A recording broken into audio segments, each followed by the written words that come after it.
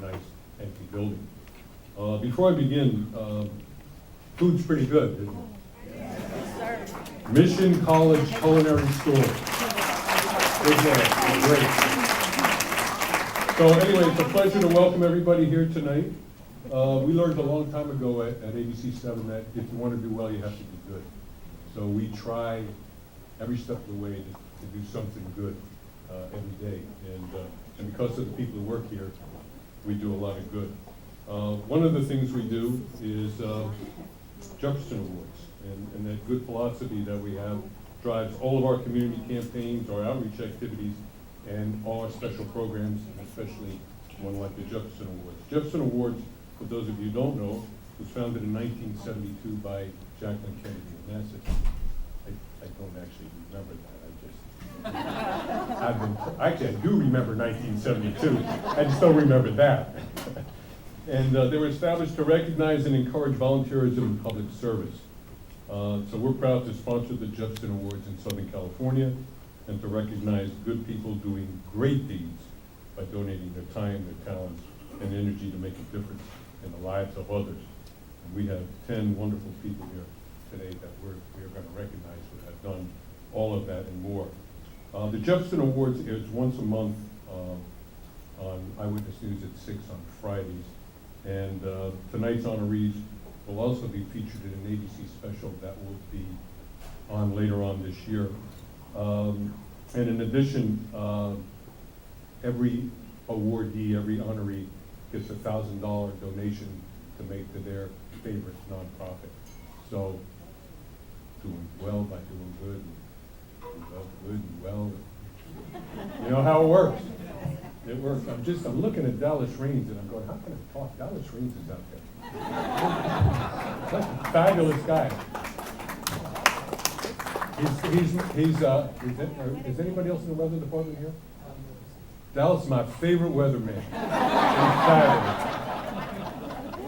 Gets paid a lot of money for being wrong.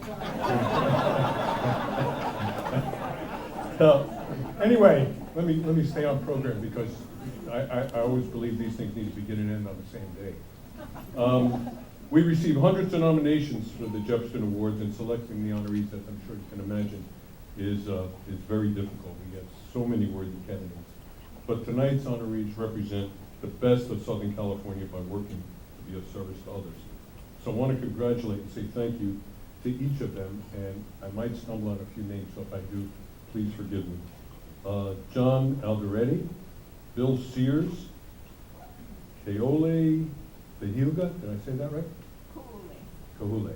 I'm sorry, I apologize. You know, your name is your identity, and no one should get that wrong. Sherry Grunfeld, Dr. Barbak Darvish, Adela Barajas, Sylvia Loftus, Debbie Baker, Richard Flowers, and Jerome Washington. Congratulations to each of you. You all deserve everything good in life that you can get. This is a national program, and one person from tonight's honorees is going to go to Washington for the National Award. And we have the National Director of the Jefferson Awards with us tonight, Greg Moore. Just want to say a few words. Greg?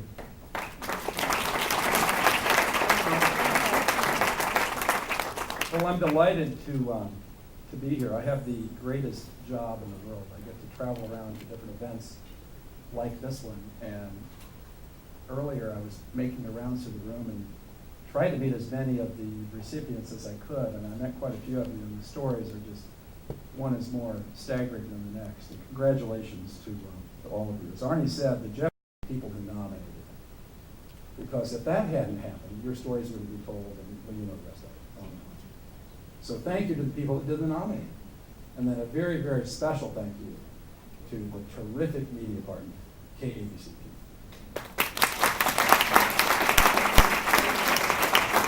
Please come up.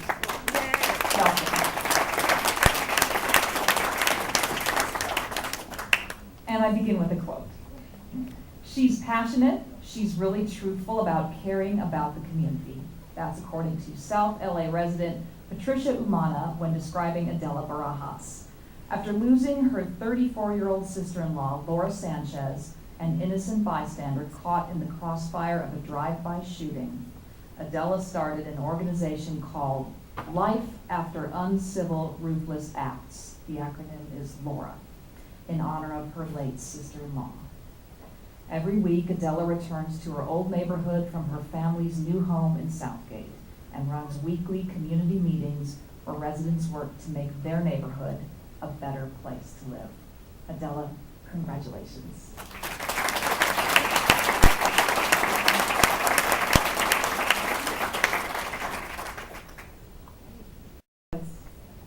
We're talking about homicide, not illness.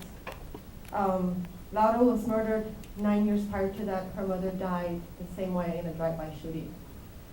And yesterday morning, last week actually on March the 20th, it was her third annual.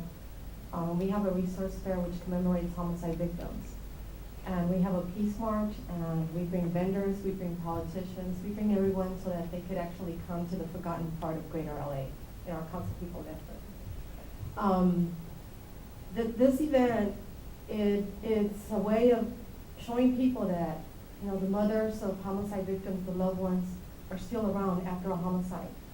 A lot of the times we get media attention for that day, for the week maybe, but months after, the families go on, and when someone is touched by homicide, your life is drastically changed forever. We learn to deal with the situation, but never forget or get over our loved ones being murdered.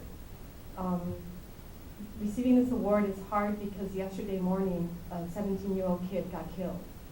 As I came here, I was rushing an email and MySpace, making sure that the community knows to come together. And it's really hard to know that you just had a peace event in our community in South LA to try to stop this, but yet another kid is taken tragically away from us. So thank you, Ernie, and I think Diane, I think they're nominating me, or I'm not really sure, but I really don't see why I'm receiving an award. I'm just doing what God has out there for us. And thank you to Project Cry No More, which is Vicki Lindsay, who's another mother who's lost a child to this tragic death, homicide. Thank you. We've come to the exciting ending, pretty close to our program. If this were a news program, this is the part where they show the panda and the golden retriever that are like living together. But this is far more important than that, because we're going to honor somebody and we're going to send somebody along. First of all, we want to congratulate all of our honorees one more time tonight.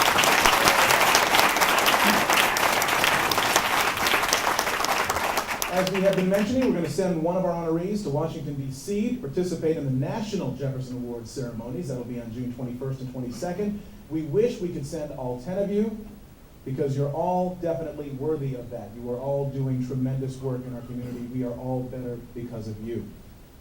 The one who will be traveling on to Washington, D.C., the founder of the Glendale Community Free Health Clinic, Sylvia Loftus, will be our Jefferson Honoree traveling to Washington, D.C.